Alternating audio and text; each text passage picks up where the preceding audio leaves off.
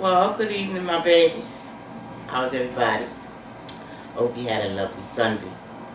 We had one of them wishy-washy. It didn't know whether it wanted to cry or smile. You know what I mean. And I just went on and got up and went on and cooked my Sunday dinner like I usually do on Sunday. And they ran through it and ate it like Grant went through Richmond.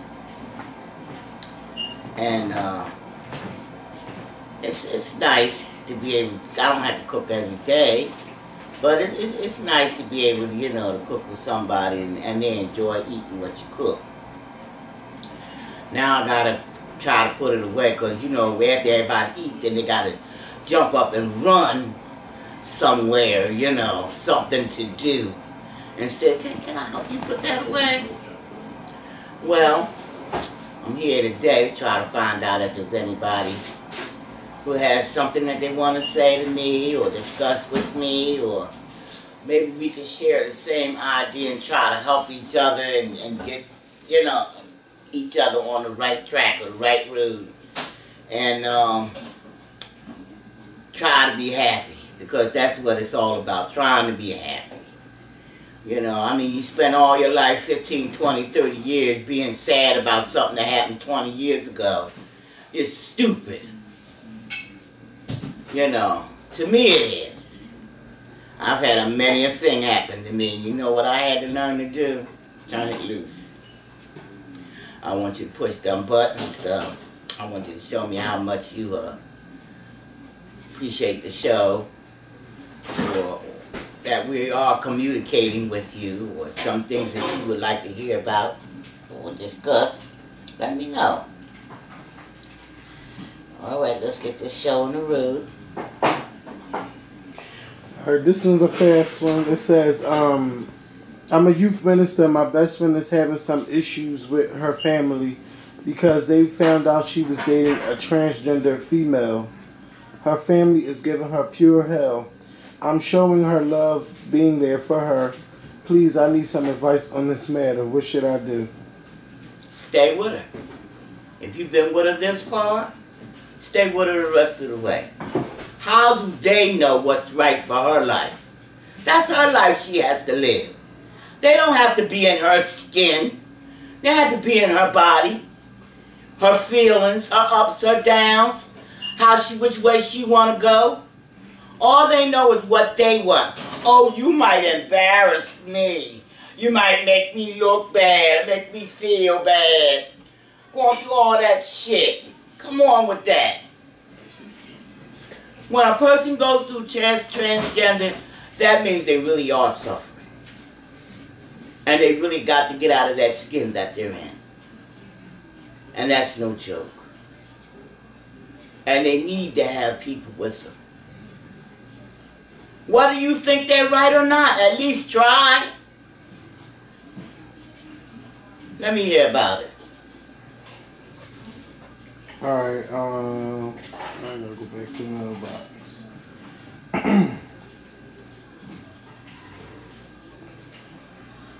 Where is that story? It was a story I had. Alright, well, I'll do a follow-up right quick. This one says, I emailed you to let you know that I appreciate the advice your mother gave me, I appreciate. I could take my time. Never mind. I emailed you to let you know that I appreciate the advice your mother gave me, and tears came to my eyes because she told me to keep doing the right thing and ignore my ex. I really wanted to send you what? Oh no, that's not the right one.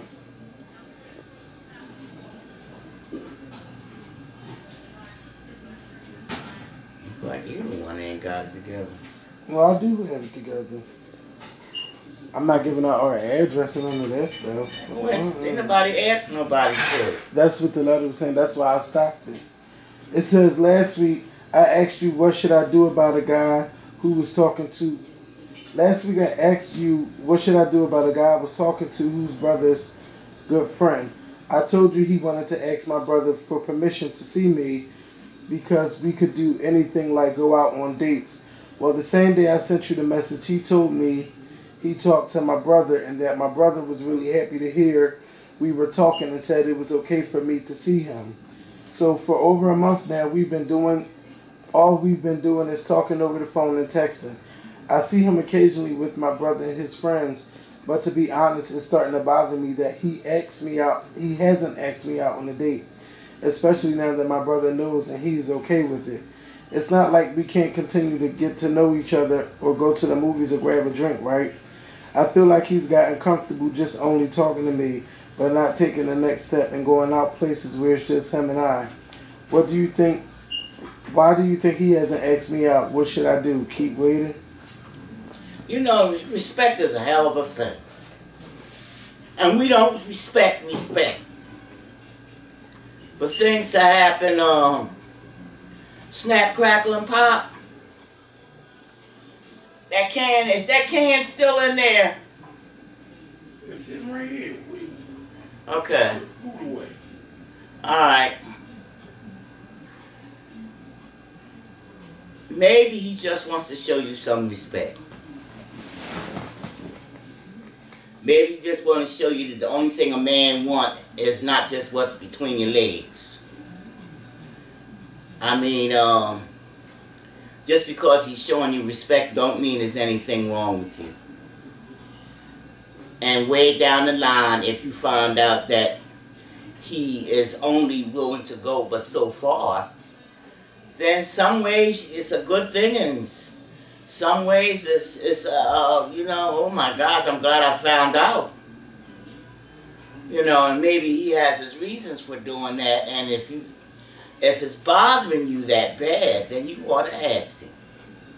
Because you're the one that's talking to him on the telephone, and y'all going out to the movies and different little places and things. You got to talk to him about it and see what comes up. See what he's thinking. Because obviously, you know, you guys aren't thinking on the same track. And you need to get on the same track. You need to find out what's what. Let me know. Alright, this one says, I wrote you a couple months ago. Oh wait, that's the same damn letter. Okay, this is another one. I just wanted to thank you for your advice regarding my anger. Come on, Sam. Damn. It says, I just wanted to thank you for your advice regarding my anger.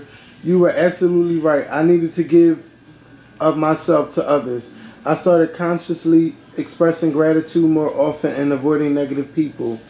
I become more active at school, and I participate in volunteer projects, and I give my time to whoever needs help at school. Anyway, I'm surrounding myself with more positive people, and I feel a lot better. Of course, at work, I still get upset, but I get over it a lot faster. Some chicken. Cut me a couple of slices. I haven't eaten anything. Can we finish this, please?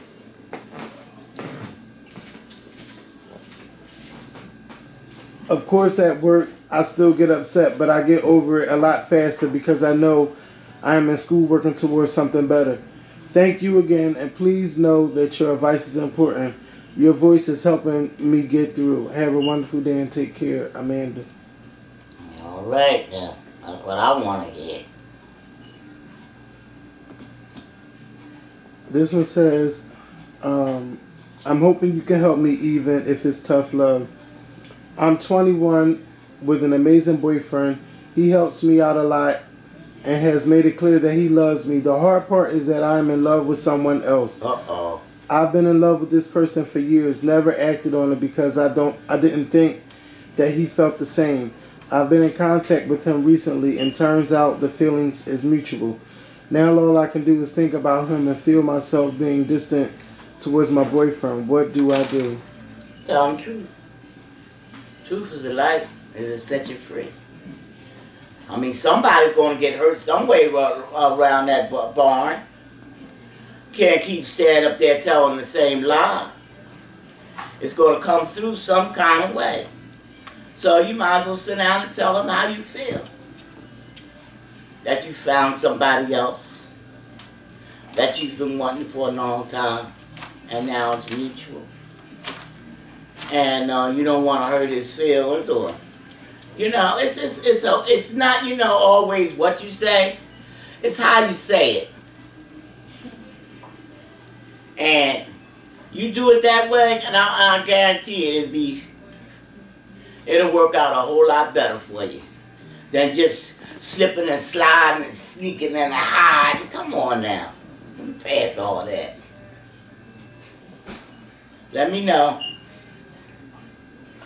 This one says, I wrote to you back in April. Here's a recap. I'm 40. I met a guy online 10 plus years ago. He lived 2 states away from me, and he is raising a child that is not his.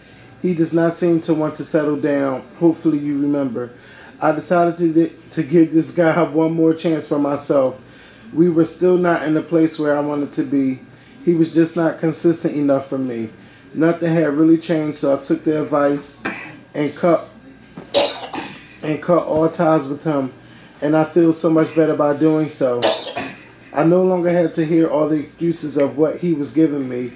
He still texts me, but I don't respond. I feel like there is so much of my time wasted, but that was my fault. I should have cut ties years ago. Deep down inside, I knew it would not work, but I think I needed confirmation. Thank you so much. I'm glad I could help, baby. Okay, this one's kind of long, but I'm going to read it. It says, you may call me CJ. I'm 24 and I own my own home. That may sound like an accomplishment for someone, but my mentally ill mother, disabled sister, and younger brother all live with me. Ooh. For the past year, my mother's mental illness has grown worse. I have tried numerous occasions to intervene and communicate with her doctor and other medical staff, but my concerns falls on deaf ears. Day after day, I become more concerned that it's time for her to be committed into a mental facility, but I think that task may be difficult, seeing as she does have some normal moments sometimes. I'm the full-time caregiver for my disabled sister, which is extremely difficult.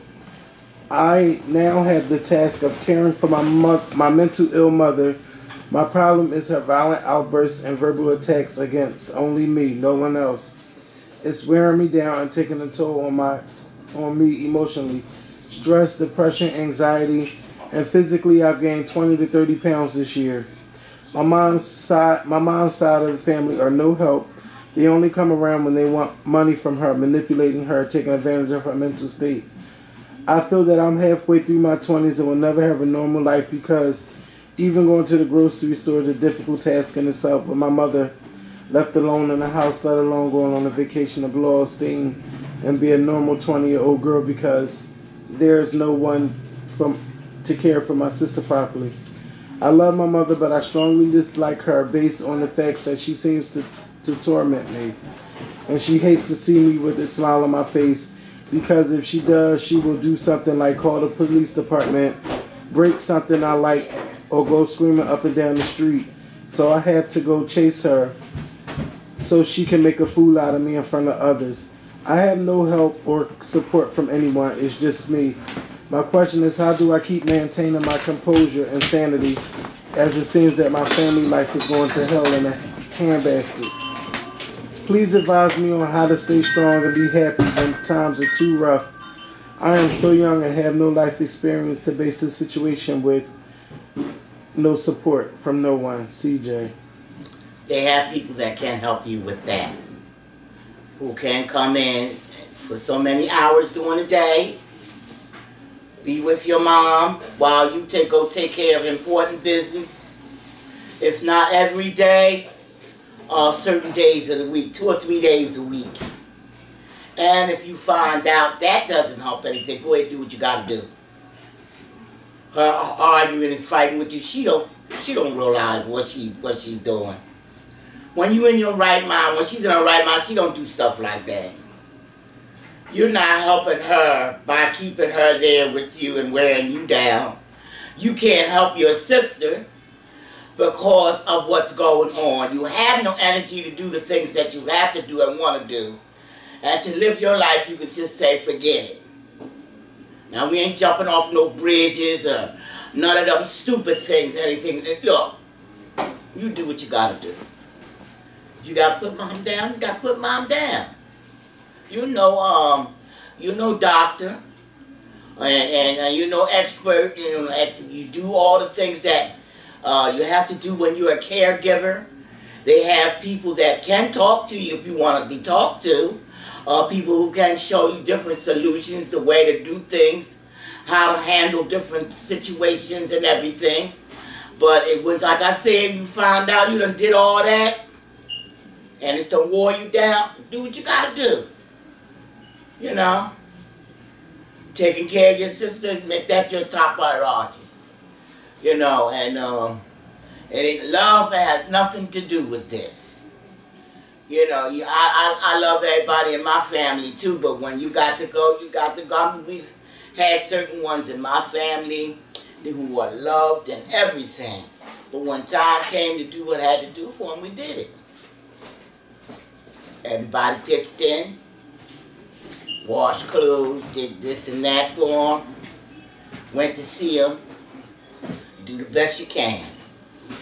When nobody said you had to sacrifice your whole life. Come on with that. And you sit down and you think about it and pray over it. The Lord will show you the right way. He ain't going to show you nothing wrong. If He can't show you the right way, who can? You can be strong with that. Sit down and pray for it. Pray with it. And He'll help you make that right decision. Go and do what you got to do. Put her away.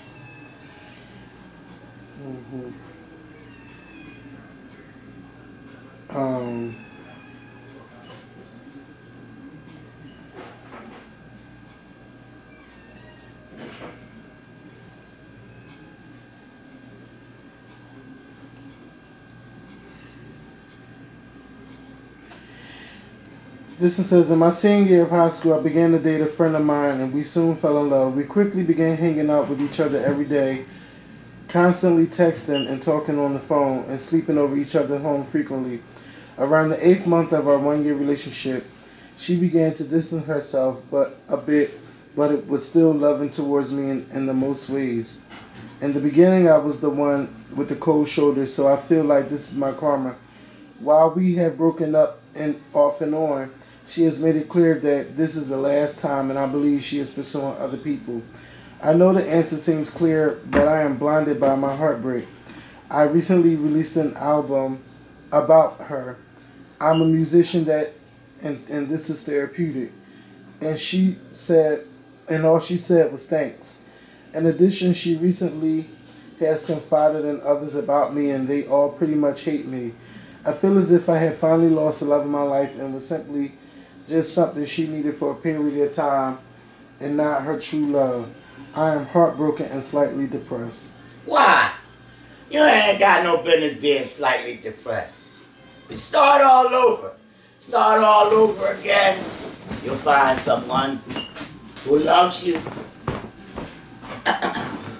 You'll go through that sensation of being together, of being with somebody, and you're, like I said, you're starting all over again. So it's not like you didn't know it. You've been knowing it for quite a little while. You've been feeling it. You've been hoping and praying that it would go the other way, but it didn't. So let go when you gotta let go. I mean, ain't nobody said you still couldn't love them on the side. Love them, and you always love people on the inside, whether you with them or not. You know, and you always care about if it's true love. Anyhow, but just let go. And thank God you can. You don't have no kids and this and that and that and this clouding up the situation. You know what I mean? So, go ahead and do what you got to do.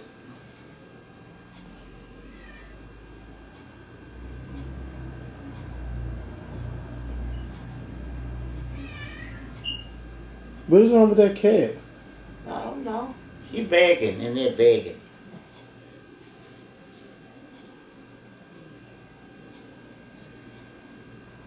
It says, I'm in love with a married man. Uh-oh. As the title states, I have fallen in love with a very married man. We met at work and were just friends for about a year, and one day he had a conversation that led to both of us admitting that we had crushes on each other. For the next couple of weeks, we talked and texted almost every day. Knowing the entire time it was wrong and against anything that I would ever do, I couldn't stop. Us working together became an issue because people started whispering about us, and so he ended everything. We never had sex. We had plans to, but both kept backing out, at least at the last minute. I was afraid that the inevitable would happen, me being in love with him, and he was afraid of anyone finding out. I'm sure you're wondering how it's possible to love someone you've never been intimate with, but it's possible. He gave me something I've never had before, and I just can't explain it. Just his attention, time, listening, ear, and understanding, and of course physical attraction. I was in a really bad space before we started this thing, and I feel like he brought me out of it and changed my life in many ways. He is 11 years older than me, and I'm 25, and everything that I could ever want in a man. When he put the brakes on our relationship, I was crushed because I feel like he backed away from our friendship too, which hurt me more than anything else. I truly am in love with him, and even months later, I still find myself thinking about him all day and wishing we still talk. As wrong as I know it is, I still wish things could have been different between us. We talked sometimes, and for a while we were going back and forth until we finally decided to stop everything. Even though I talk to other guys, I still feel like he is my one. How can I get over this? My brain knows that he will never ever be together, as he stated several times that he is happy with his wife and that's where he wants to be. I hate myself for letting my feelings get to this point with him. I just don't know what to do anymore. Any advice would be cherished and appreciated. Thanks. Now you need me to turn you over my knee and smack your ass. For one thing, you're messing with what God joined together. Now I know you're a nice looking woman, and you can get somebody for yourself. You ain't got to go mess with somebody else's marriage. Come on with that. You don't love yourself no more than that. You're a fresh young flower. Just budding, just blooming. Just going places in this world, just finding out what this stinking rotten world is all about. And believe me, it stinks. But there's a little happiness there. And you can find it if you stay on the right track. You put your hand in the man's hand and ask him to keep you on the right track. You get your butt up on Sunday morning or whatever and go to church. And ask God to guide you and to show you the right way to go. Now you know you was wrong and he did the right thing. Don't heckle him because he did the right thing. He knew he was wrong. He might have had a moment of pleasure or not looking at things the right way, but he did the right thing. And you need to do the right thing too. You need to leave it alone and go find yourself somebody. And when you do find somebody, he'll disappear out of your mind like he was never there. Let me know what happened. Alright, these some quick questions before we go. This one says, how do you know when you're settling in a relationship versus accepting some flaws from your partner? Flaws. Oh, do you know anybody that's perfect? I don't know none. I know I make a plenty of mistakes. You look at people, and you know what? I was going down the street, and this guy was all over this woman. He was, oh man, he was as handsome as he could be. Oh, he had the pecs and the body, and oh, he was as handsome. Like I said, he was handsome. Girl, and the thing he was hanging on, you wouldn't believe it. She was actually cross-eyed. And her hair was all right, but she was actually cross-eyed and she didn't have any, to me, facial expression that'd make you say goo goo goo ga ga ga ga, but he was goo goo and ga ga ga over her like you wouldn't believe it.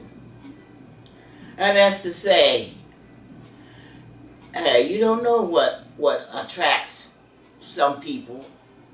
What one person may make turn one person turn one way and another person go another way. You know, but hey, who knows? Don't look for perfect, because there's no such thing.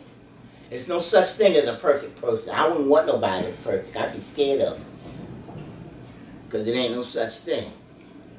We all make mistakes. We all sinners. That's all we are, sinners. We sin each and every day of our lives, doing and saying things we ain't got no business saying and doing. So if you're looking for that baby doll, I guess you have to be by yourself the rest of your life. There ain't no such thing.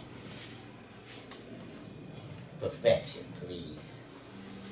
Alright, this last one say, how do you deal with your family member having a baby by your child's father? Well, let me tell you something. Babies don't ask to come here. They don't have nothing to do with it. That's the Lord's fault. He put them seeds together, they came to life. Now it's not the baby's fault. And you don't take it out on the baby. I got my grandkids, got sisters and brothers, some of them from here, there, and everywhere. But you know what? I respect all of them when they come around me. And I treat them and love them all the same. Because nobody asked to come here. They didn't ask for things to be all mixed up and effed up like they be sometimes. And they need love from everybody. And that's what's wrong with these kids nowadays. Everybody's using a child against somebody to get what they want, instead of doing the right thing. You know, loving that child and teaching that child the right way to go and how to be in life. In other words, we be torturing them just to get what we want. You know, and we got to look at ourselves a little bit better than what we do. Love them. So all I can tell you to do is just love them and respect them. All right. You got anything else you want to say? Yeah, well, like today, some compliments people thank me for some of the advice and things that I gave them, and basically everything was regrets that things didn't turn out the way that they thought they was going to turn out. Nobody knows how things are going to turn out in life. Sometimes it's ups and sometimes it's down, but you take it the best way you can. It's better than someone plotting to hurt you or got to kill you, get you out of the way, and all that old kind of stuff. You know, because people do that kind of stuff now. And now more and more you hear about on the news how this one got hurt. And you hear about so many things about children getting hurt all the time now. You must watch your children. See what they're doing. See who they're talking to. Who are they listening to. Pay attention to what they're saying to you. You know, it's just like we had a child here that was sitting on the step and sat on the step and just sitting there, got shot and killed. And it's pitiful. You can't say how long we are meant to be on this earth, because only God knows that. We don't. And we have to love and respect one another. And when something is finished, have the decency to know and to let go. What are you going to keep holding on to something that ain't there? What are you going to keep making yourself miserable for? Because when you start over, it's something like brand new. It's like going out there and getting a brand new pair of shoes, something that you've been looking in the window at and been admiring for quite a while. You know, and look at it that way. Don't look at it like it's doom and it's gloom. It wasn't doom and gloom when you got together.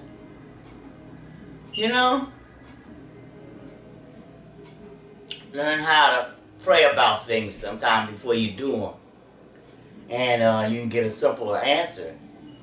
You know? So, like I said, push them buttons. Let me know you love me, I love you. I miss it when you're not here with me. And I'm getting me a little rest. It wore me out because I had baked chicken. Not baked chicken, but stuffed chicken. And stuffing. I had to cook corn, beans and rice, collard greens. And people would come past the door saying, I'll buy a plate. Oh, can I get a plate? Hey, because you know that's something that a lot of people don't do anymore. But even if you think about it every now and then, cook a dinner. Or have a few people come over. Or have some of the family come over. Or cook for somebody for a couple people in your family. And try to get that to be a tradition. You know, because a lot of times you like it. You put down a menu. This is what we're going to cook for Sunday dinner. You only cook it one day a week. Sometimes it does a whole lot for your memory. It does a whole lot for your mind, your mentally, getting yourself together, and knowing what it is that you can do. I ain't the greatest cook in the world, believe me. Believe me. But I get a few compliments sometimes, and it makes me feel good every now and then, you know. And love one another. That's the main thing. I fight so much. You got people everywhere fighting. Everybody doing things to each other. You learn how to respect other people's wishes. It's because they're not your wishes and not the way you want them to be. It's not your life a lot of times. And let them go ahead and live their life and be happy. Because they don't want to do the things you want to do. You scared they might embarrass you. So what? Who are you that you can't be embarrassed? You ain't no better than the next person. And maybe it's to teach you a lesson about certain things. You know, God got lessons for us to learn. You think we down here just for kicks? For fun? We down here to learn. Love you. Let me know about it.